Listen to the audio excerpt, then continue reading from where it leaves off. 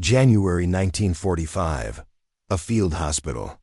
Somewhere in Belgium. The snow falls silently outside the canvas walls of the makeshift American field hospital, each flake disappearing into the frozen mud of the Ardennes. Inside, the air hangs thick with the smell of antiseptic, blood, and kerosene from the lamps that flicker against the encroaching darkness. It is 3 in the morning. The Battle of the Bulge has ended, but its casualties continue to arrive, some in olive drab, others in feldgrau. On a cot near the corner, beneath a single wool blanket that has seen too many washings, lies a young woman. Her uniform jacket, stripped away by the medics, bears the insignia of a Wehrmachtstabshelferin, a female auxiliary communications operator. Her name is recorded in the intake log as Greta Muller, age 22, captured near St. Vith 3 days prior. Her face, pale as the snow outside, glistens with fever sweat. Each breath comes as a labored gasp, and when she exhales, a sound emerges, half whisper, half whimper, that cuts through the ambient groans and rustles of the ward. Is Brent when ich atme. It burns when I breathe. An American doctor, Captain James Hartford, recently of Johns Hopkins and more recently of the 67th Evacuation Hospital, stands beside her cot. He is 34 years old, married, with 2 children he has not seen in 16 months. His hands, steady and methodical, rest briefly on the edge of the cot as he listens to the wet, rattling sound emanating from her lungs. He has heard this sound before. Pneumonia advanced. Perhaps pleurisy. In this cold, in this place, with limited supplies and no penicillin left in the stores. Such a diagnosis is often a death sentence postponed by hours, not days. He does not leave to understand this moment. A German prisoner, a female combatant auxiliary, lying in an American field hospital, receiving care from an enemy doctor, who will not abandon his post, requires understanding what both sides believed about the other before the wars.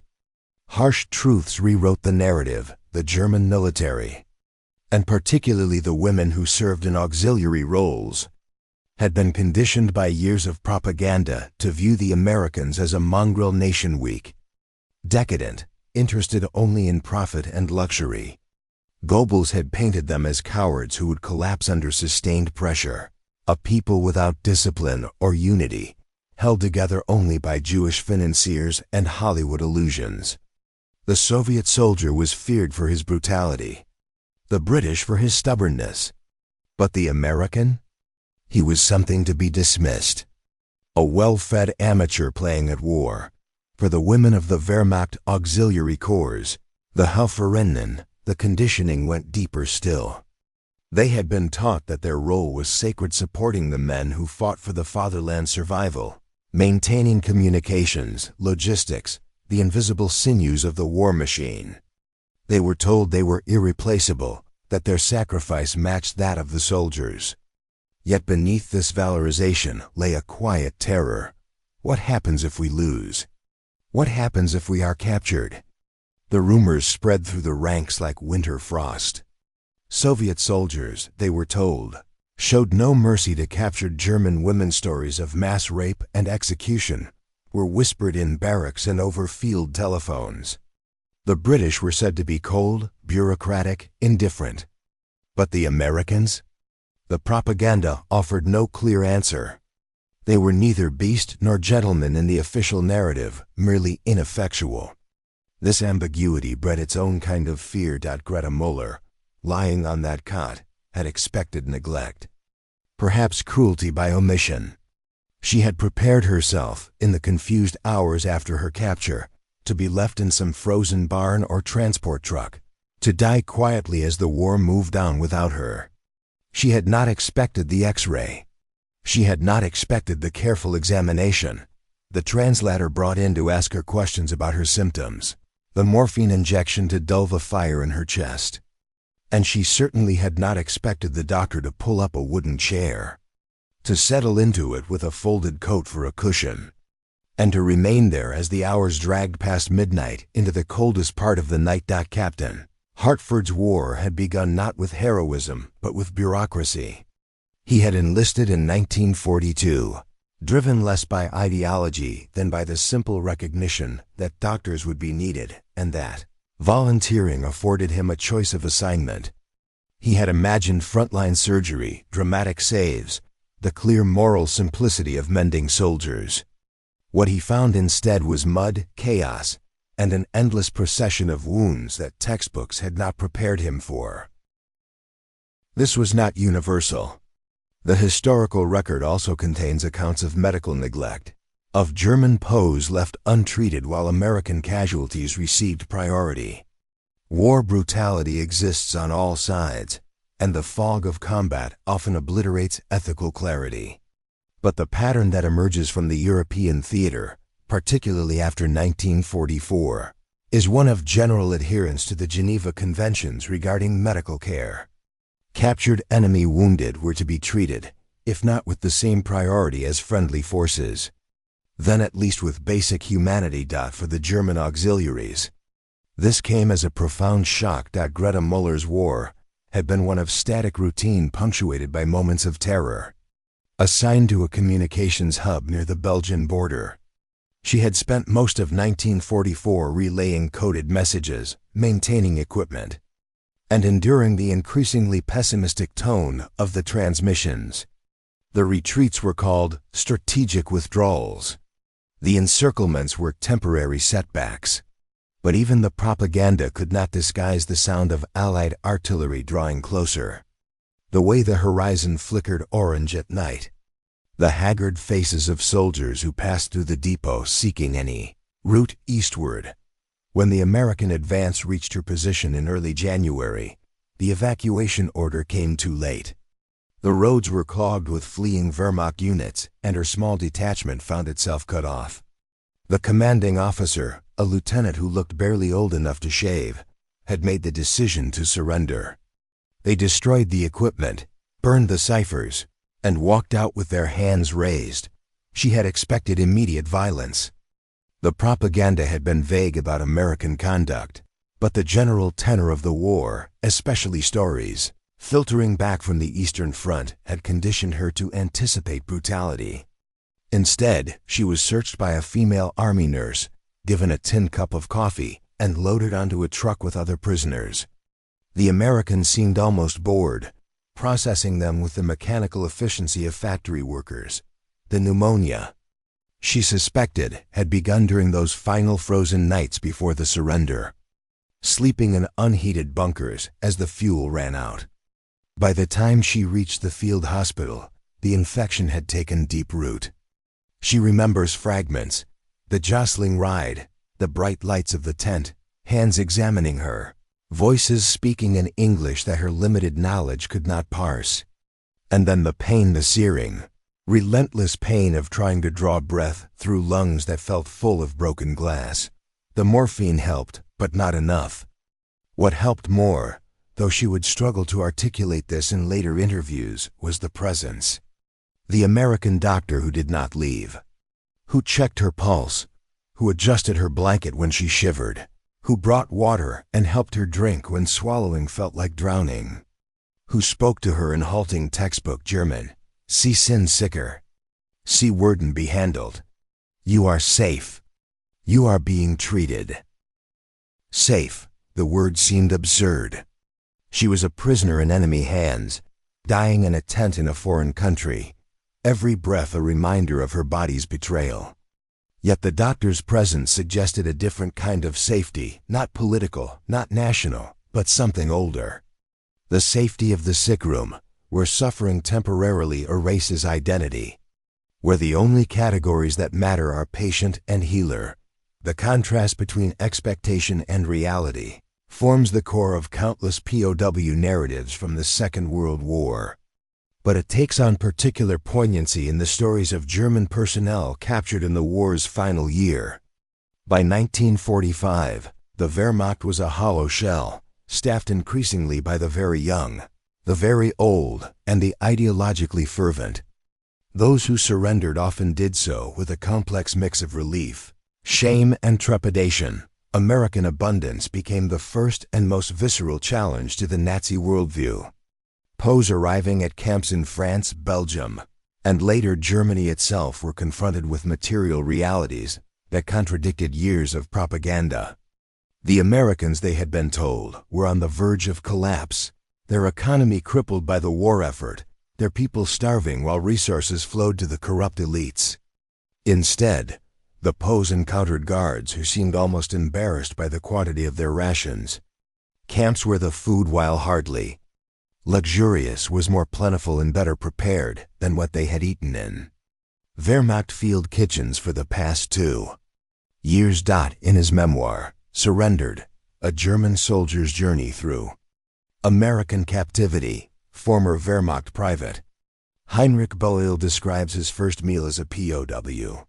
They gave us stew, beef, potatoes, carrots, in a thick broth that steamed in the cold air, and bread, white bread, soft, not the sawdust-filled rations we had choked down for months. I ate slowly, expecting it to be taken away, expecting some cruelty to follow. But there was only more stew, and coffee, real coffee, and a cigarette offered by a guard who could not have been more than 20. I realized then that we had been lied to about everything.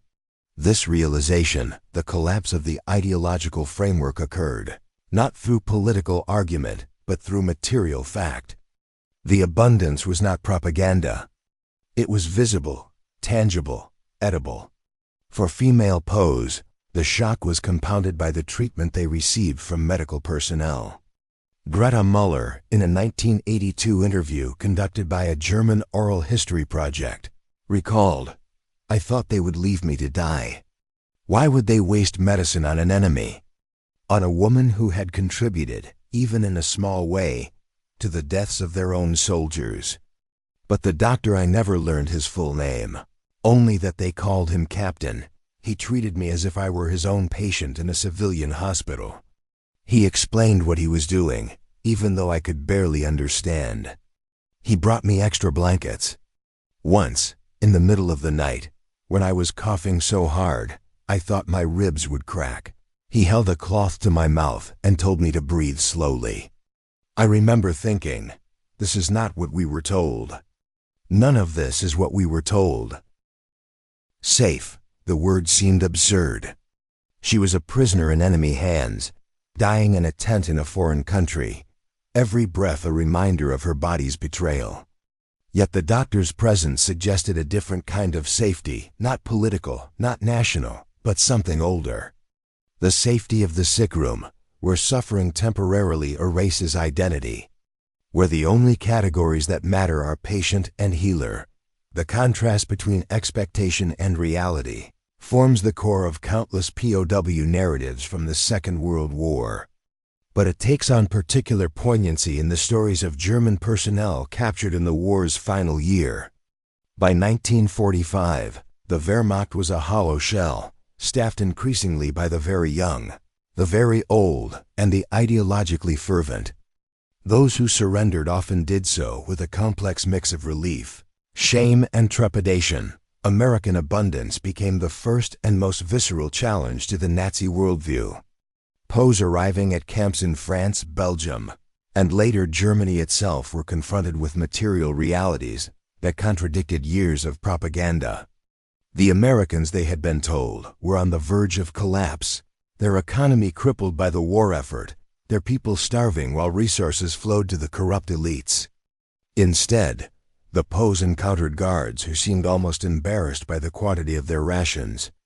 Camps where the food, while hardly luxurious, was more plentiful and better prepared than what they had eaten in Wehrmacht field kitchens for the past 2 years.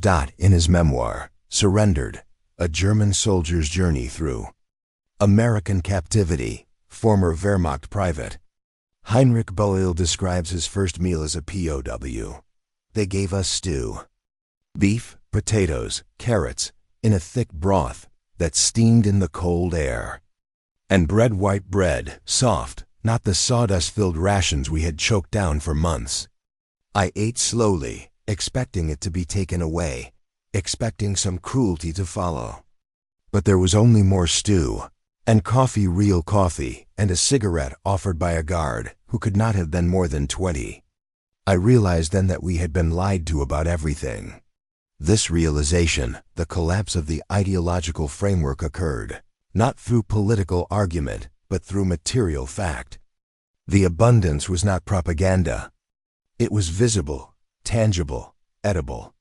For female pose, the shock was compounded by the treatment they received from medical personnel.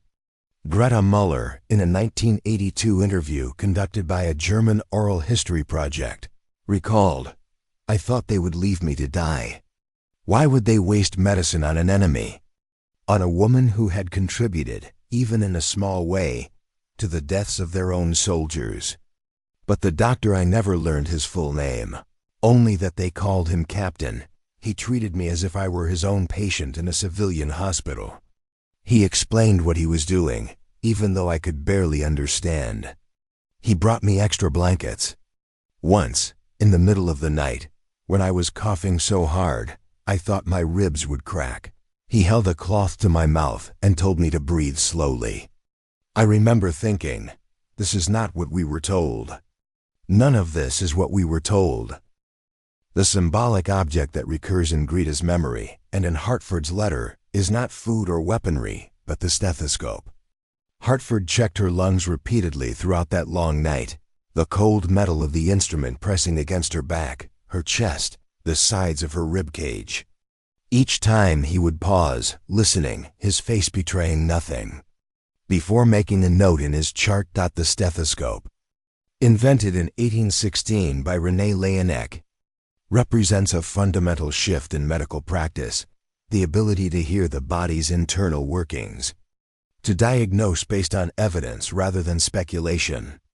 In the context of this moment, it becomes something more, a symbol of attention, of care extended across the void of enmity. The doctor listens. He does not assume. He investigates. He does not judge. He treats. For Greta, the repeated examinations, which might have felt invasive or humiliating, instead became reassuring. They meant she was being monitored. They meant her condition mattered. In a war that had reduced millions to statistics, to logistics problems, to acceptable losses, the stethoscope represented a return to individuality. Her lungs were unique, her condition specific, her survival a goal rather than a footnote. The historical record shows that American military medicine in World War II, while not without its failures and prejudices, operated under a framework that prioritized systematic care. The establishment of the chain of evacuation from battalion, aid stations to field hospitals, to evacuation hospitals, to general hospitals, created a system where even enemy wounded could, in theory, access treatment. The reality was messier, constrained by supply shortages and the chaos of combat. But the framework itself represented an ideological commitment that medical care was a right, not a privilege contingent on nationality. This stood in stark contrast to the medical philosophy that had evolved in Nazi Germany, where the value of treatment was explicitly tied to one's utility to the state. The T4 euthanasia program, which murdered disabled children and adults deemed life unworthy of life, had been officially halted in 1941, but continued covertly throughout the war. Wehrmacht medical priorities were shaped by a calculus of military utility. Those who could return to duty received care. Those who could not were often left to fend for themselves. Greta, as an auxiliary, occupied an ambiguous space in this hierarchy. Useful enough to warrant deployment, but not valuable enough to merit priority in medical evacuation. Had she fallen ill while still under German command, she would likely have been left at an aid station with minimal care, her position filled by another young woman pulled from the dwindling reserves. Instead, she found herself the focus of an American doctor's sustained attention. As the night wore on, Hartford monitored the subtle shifts in her condition. The fever, which had peaked at 104 degrees Fahrenheit, began a gradual decline. The oxygen therapy, combined with her youth and underlying constitution, allowed her body to mount a defense. By 4 in the morning, her breathing, while still labored, had lost some of its desperation. The wet rattle in her lungs persisted, but the rhythm had stabilized. Hartford made notes, adjusted her 4-drip of saline solution hung from a makeshift stand, and checked the morphine dosage. He knew that she was not out of danger. Pneumonia could rally, could surge back with renewed ferocity. But the trajectory was encouraging. She was fighting. Around 5, as the first gray hints of dawn began to seep through the canvas, Greta opened her eyes fully for the first time in hours. She looked at Hartford with a confusion that slowly resolved into recognition. He offered her water, which she accepted, drinking in small, careful sips. He asked, through gesture and the few German phrases he had learned, if the pain was better. She nodded, then whispered something he could not quite hear. He leaned closer. "Es tut mir leid," she said. "I am sorry." Hartford paused, unsure if he had understood correctly. Sorry for what? For being German? For being captured? For the burden of her care? He settled on a simple response, one that crossed the language barrier. "You are going to be okay." Whether she understood the words or merely the tone, something in her expression shifted. Not quite relief. Relief was too large an emotion for someone still in the grip of illness and captivity. But perhaps a loosening of the dread that had accompanied her since the surrender, the transformation that occurs in these encounters, enemy to patient, soldier to sufferer, ideological opponent to individual human, represents one of the war's quiet revolutions.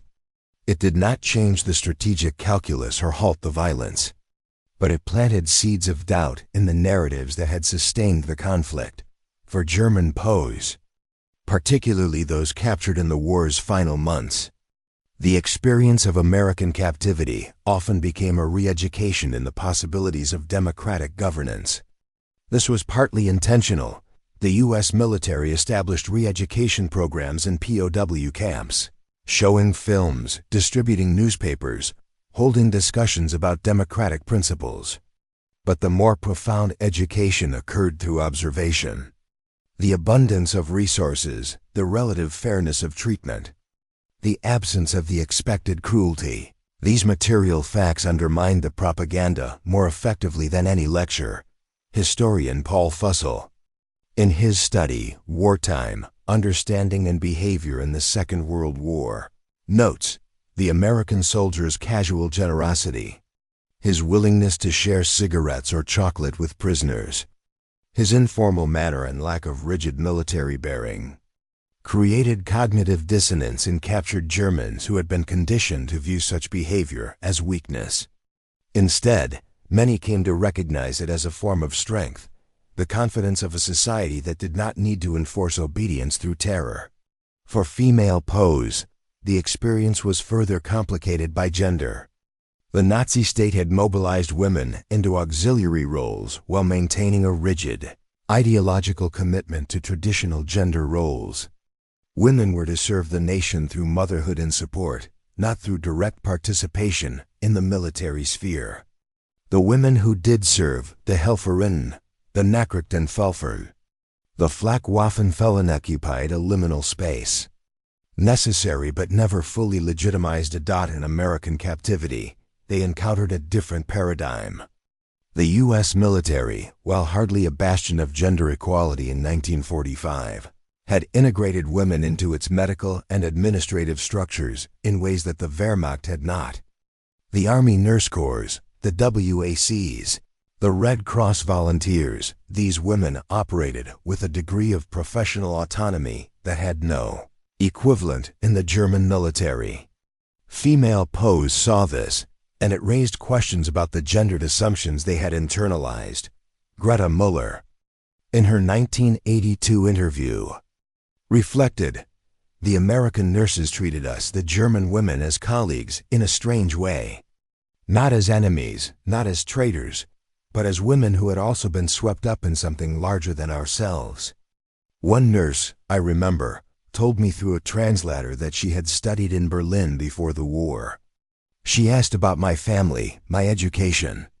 Not interrogation questions, just curiosity. It was disorienting.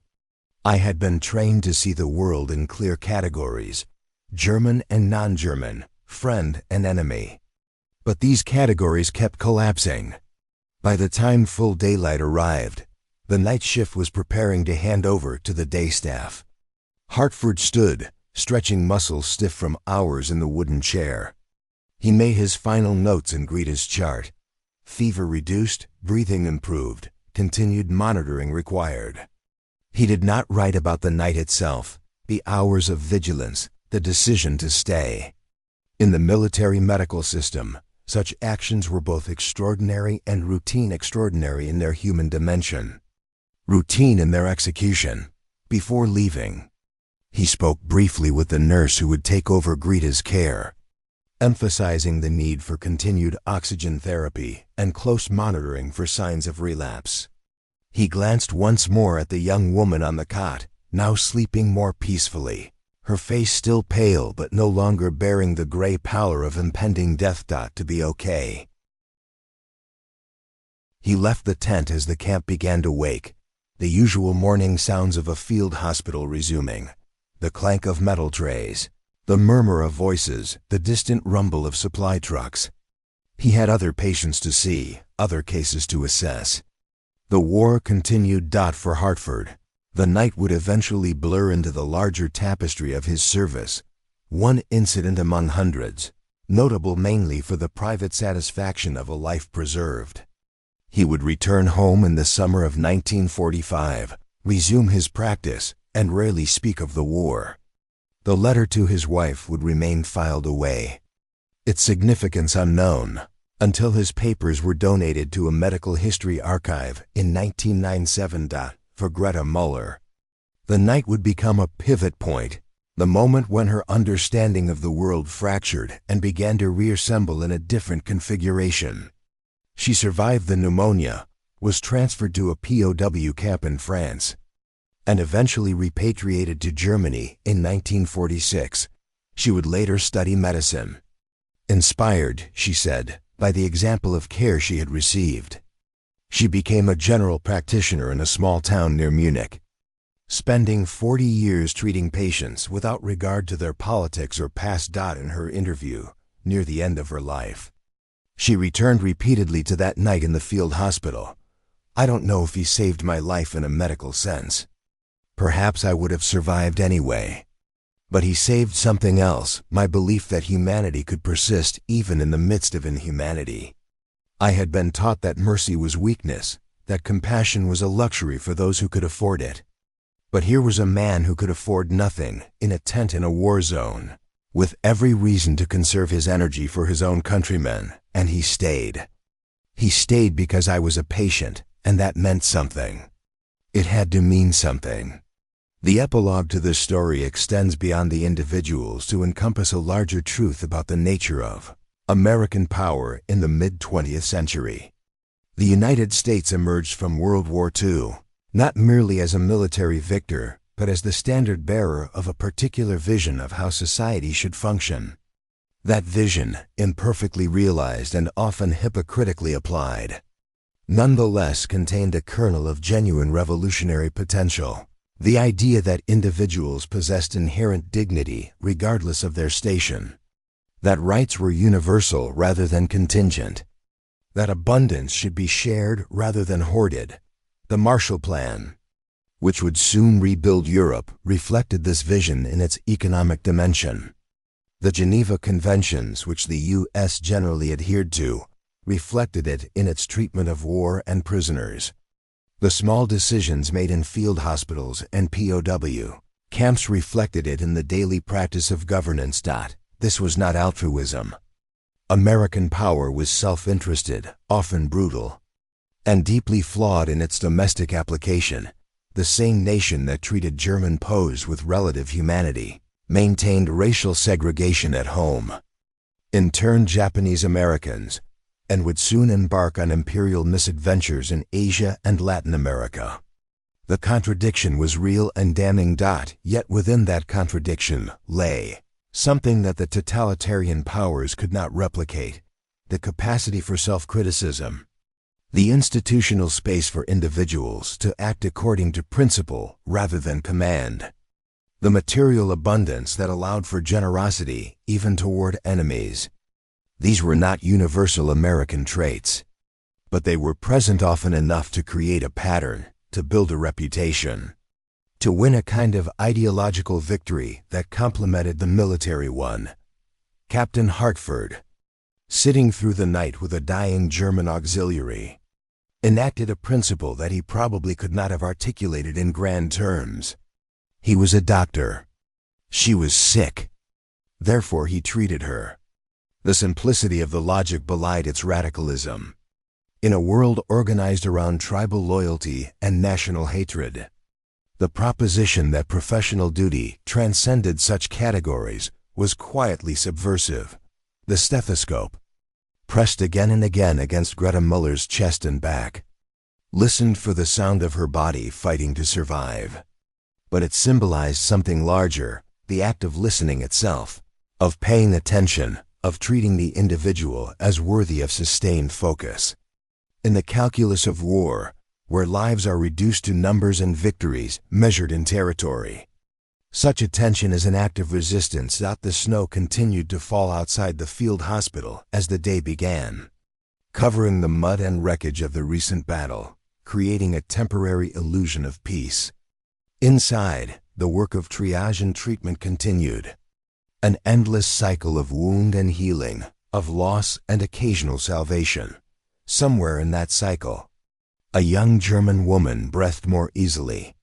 Her fever broken, her immediate crisis past. She did not yet know that she would live, would return home, would build a life shaped by the moment when an enemy doctor chose to stay through the darkest hours of her night.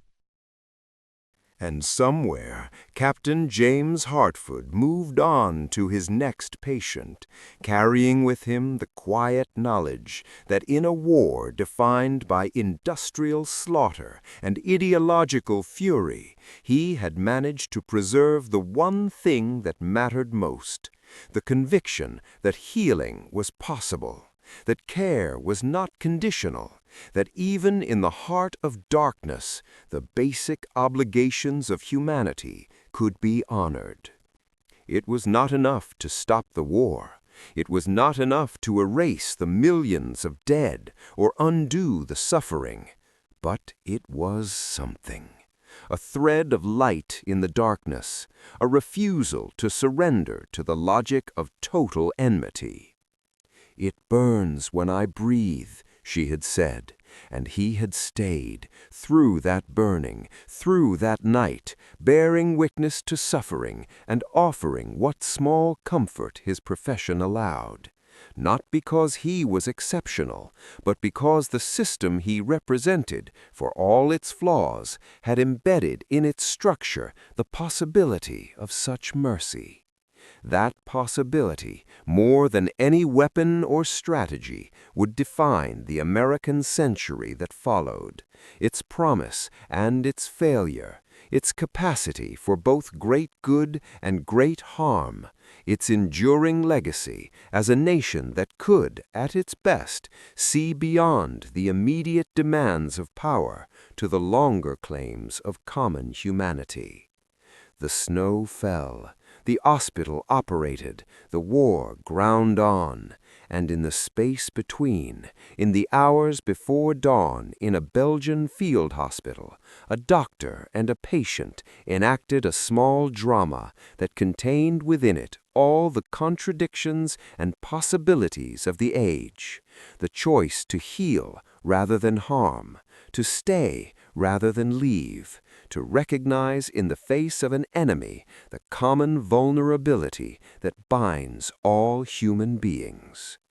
It was enough, not to end the war, but to preserve the hope that when the war ended, something worth preserving would remain.